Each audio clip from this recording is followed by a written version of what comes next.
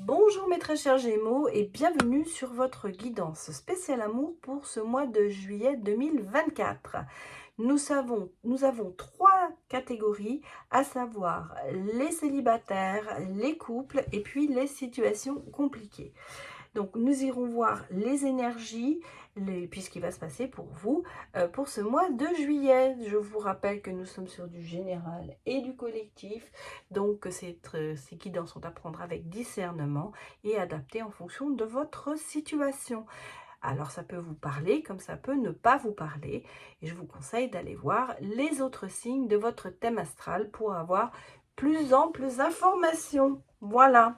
Alors, nous allons démarrer par les célibataires. Je vous ai mis dans chaque catégorie une carte majeure qui va nous donner une indication un petit peu sur votre état d'âme, j'allais dire, et votre ligne conducteur, votre fil conducteur pour ce mois de juillet. Allez, c'est parti pour les célibataires. On me parle de collaboration et de projet. Donc, vous n'êtes pas dans l'isolement, justement, vous êtes dans le partage. Il se peut d'ailleurs que vous partiez avec des amis en vacances, ou vous fassiez quelque chose qui va faire que justement vous êtes bien entouré, on va dire, et pas dans le mood de je suis en retrait. En tout cas, ça, vous êtes prêt à collaborer, vous êtes prêt à vous projeter, vous êtes prêt à avoir des projets en commun. Et pourquoi pas de rencontrer quelqu'un et d'avoir de très beaux projets avec cette personne. Mais on va bien sûr voir si ça c'est le cas. Qu'est-ce que l'on me dit? Bon, on me dit que vous êtes sur la bonne voie, vous avez les étoiles qui vous guident, donc vous suivez un peu votre intuition, vous suivez votre chemin et vous êtes sur le bon chemin. En ce moment, dire que c'est assez joyeux, je ressens pas de, de douleur ou comme ça. On a l'impression que là d'un seul coup vous prenez ce qui vient, les divertissements, les plaisirs. En tout cas, ça se passe pas trop mal pour vous ce mois de juillet. Il a l'air quand même assez lumineux. Voilà ce que je peux vous dire. Bon, on a, vous voyez, l'ange, le guide spirituel, l'univers qui vous mène sur cette voie en fait. Fini les idées noires, maintenant on va passer du côté clair, on va quitter le côté obscur de la situation sentimentale ou de peut-être cet état qui était peut-être le vôtre d'un peu dépressif et en attente. Là on va de l'avant, on est dans l'avant, on est ouvert, voilà, on renaît de ses cendres, vous voyez, reconstruction, renaissance. Vous êtes un nouvel être pour prêt à justement prêt à accueillir peut-être un amour qui pourrait arriver. Il pourrait arriver quand? Il pourrait arriver, écoutez, au cours de vacances, hein, pourquoi pas. On passe à l'action, on est dans le mouvement. En tout cas, vous n'êtes pas inactif. Hein. Alors peut-être que vous recherchez activement quelqu'un, c'est peut-être ce que l'on vous donne ici comme message, en disant que vous passez à l'action, à savoir que finalement, vous n'attendez pas que les choses tombent dessus, vous allez à la recherche. On sent que là, vous êtes quand même prêt à en découdre avec l'amour en disant, bon, ça y est, c'est bon, je suis prête, je cherche. Voilà, je cherche, je fais des rencontres, j'ai des divertissements, et puis on verra bien ce qui va arriver. Alors, je parlais tout à l'heure de vacances. Effectivement, ici, on l'a vraiment encore, ici. On est sur le voyage. Alors, peut-être que il y a des déplacements. On sent que vous allez de l'avant. Alors, peut-être que vous allez partir en vacances avec des amis ou même seul. Mais vous avez fait de belles rencontres, justement, pendant ces vacances. En tout cas, tout est possible. Voilà ce qu'on va vous dire. Je ne vais pas vous dire qu'il y a quelqu'un qui va venir dans votre vie, mais tout est possible. Vous êtes ouvert pour pouvoir rencontrer une personne ou des personnes au côté sentimental. En tout cas, vous êtes très ambitieux sur ça. Vous voyez peut-être différemment. Et ça, justement, c'est bien parce que on avait tendance peut-être jusqu'à présent à se voir comme quelqu'un de faible, comme quelqu'un de peu de caractère ou de choses comme ça, dépressif. Et bien là, pas du tout. Au contraire, vous voyez complètement différemment. Vous voyez ce chat qui se voit en tigre.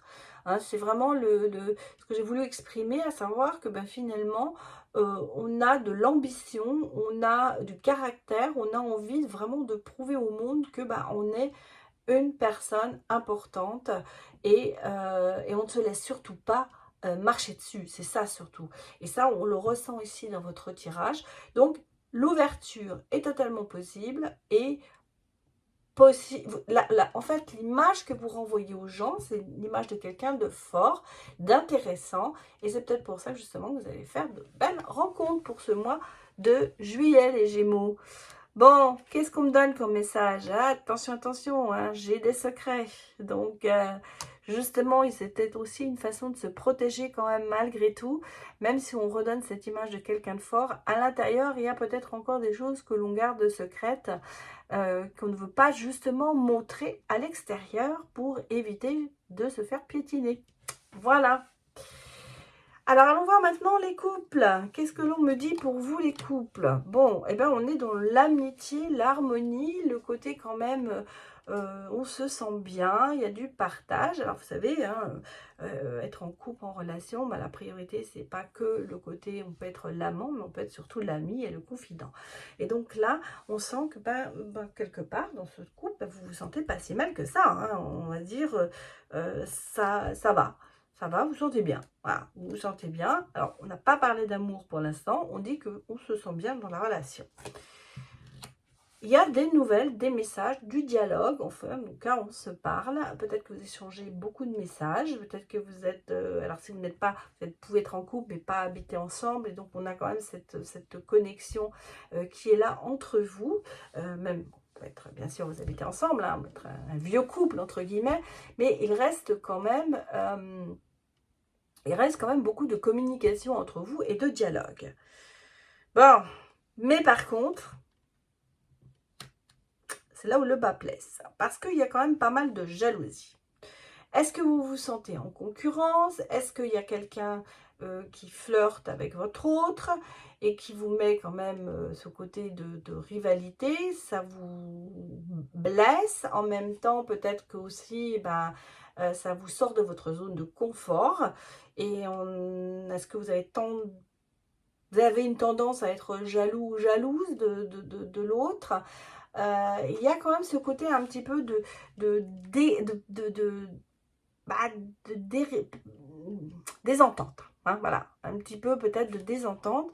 J'ai quand même ici, vous voyez, une relation éphémère. Donc, est-ce que l'un d'entre vous a flirté et que ça a créé des jalousies avec une personne où il n'y avait pas d'amour, mais c'était un peu, vous voyez, la sirène, hein, c'est-à-dire le chant de la sirène. On arrive certaines fois à un certain âge où on commence à se remettre en question et peut-être qu'on a été voir ailleurs ou tenter d'aller voir ailleurs, parce que je ne veux pas dire que vous êtes passé à l'action, mais on a le sentiment que justement cette situation, qui ne peut être qu'un flirt, a déclenché quand même des jalousies, des disputes et un peu de mésentente. Hein. Donc, on est vraiment sorti de la zone de confort à ce moment-là. On vous dit ici, justement, prenez des vacances, peut-être partez ensemble, remettez les choses à zéro, prenez du recul par rapport à cette situation, élargissez votre horizon à vous dire, bon, d'accord, ça s'est peut-être passé, mais justement, rétablissez le dialogue, bien que vous soyez quand même, on l'a vu, dans une très bonne connexion. Essayez de comprendre les choses et peut-être que c'est pas du tout ce que vous avez imaginé. Peut-être que vous vous êtes mis des idées en tête qui n'ont pas eu lieu. Donc c'est ici le cas de se dire, de prendre du recul, de partir peut-être ensemble en vacances, de mettre les choses euh, au point, on va dire, faire un petit point de tout ça pour justement voir un petit peu ce qu'il en est. Alors, est-ce qu'il y a une prise de distance entre vous qui fait que vous êtes un petit peu isolé justement et vous n'avez pas osé parler de tout ça, vous avez rongé votre jalousie intérieure, vous êtes replié sur vous-même à cause de tout ça, mais en même temps on sent que, vous savez, quand on fait des erreurs, on apprend de ces erreurs et quelque part, j'ai le sentiment ici que ça vous fait reprendre un petit peu de la hauteur par rapport à votre couple, comme si vous regardiez les choses sous un autre angle pour justement les comprendre. malgré tout, vous voyez, on sent qu'il y a quand même ce soutien, il y a quand même ce côté fort, ce côté de protection qui fait que vous retrouvez quelque part. Vous essayez de vous protéger, bien sûr, mais vous essayez surtout vous êtes quelqu'un de fort et vous essayez de passer un petit peu au-dessus de tout ça pour essayer de, je pense, sauver votre couple quand même, hein, parce qu'on a le sentiment ici que on a envie quand même de sauver ce qui peut être sauvé dans le couple. Bon, et on vous dit, c'est vrai que tout cela, ça fait quand même, hein, vous voyez, je suis préoccupée, cela m'empêche de m'investir. Je pense que c'est quand même une situation qui reste pour vous quelque chose de très préoccupant et qui fait que peut-être vous oubliez justement de prouver votre amour, de, d'essayer de réparer quelque part, ou d'essayer de comprendre, même si vous essayez de le faire, il n'y a pas cet ce côté de s'investir comme on l'a eu peut-être au début du couple. Ces préoccupations prennent quand même le dessus sur votre couple par rapport à votre relation qui pouvait être amoureuse, et si vous êtes en couple, c'est qu'il y avait quand même de très bonnes raisons. Donc on a le sentiment que ces préoccupations sont tellement présentes que ça vous empêche justement d'avancer dans votre couple.